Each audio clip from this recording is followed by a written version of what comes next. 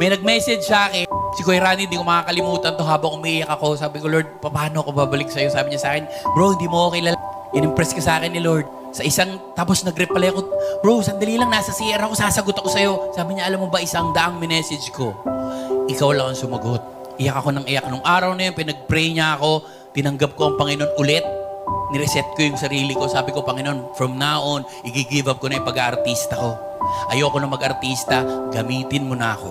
Nung tinanggap ko ang Panginoon ulit sa buhay ko, sabi ng Diyos sa akin, o ngayon, tinanggap na, bumalik ka na sa akin, anong gagawin mo rito sa Canada? Wala kang gagawin dito, Jobert, umuwi ka sa Pilipinas. Mag-showbiz ka pa rin. Nasa showbiz ako ngayon. Meron ako isang show. Sabi ko, ba't pa ako mag-showbiz?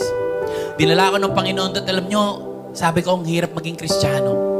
Lalo na pag nandun ka sa, nasa trabaho ka namin, pagtatawanan ka, lalo na yung mga kasama ko sa inuman nun. Na 24 hours na umiinom. Sabi ko nga kay Pastor Jan, alam mo, Pastor Jan, sobrang tindi pala ng impluensya ko sa showbiz. Kasi yung mga kasama ko nagiinuman ng 3 araw nung nagbago ko, sinuko ko sa Diyos, hindi na sila tumatagal ng 3 minuto. Pag umuwi ako, umuwi sila.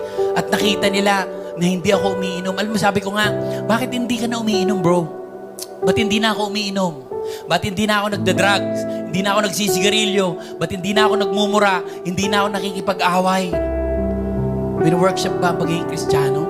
Hindi. Dahil ngayon, pinili ko nang gawin yung gusto ng Panginoon sa buhay ko. Mahirap maging Kristiyano. Mahirap pero masarap pag alam mong nabubuhay ka sa will ng Panginoon.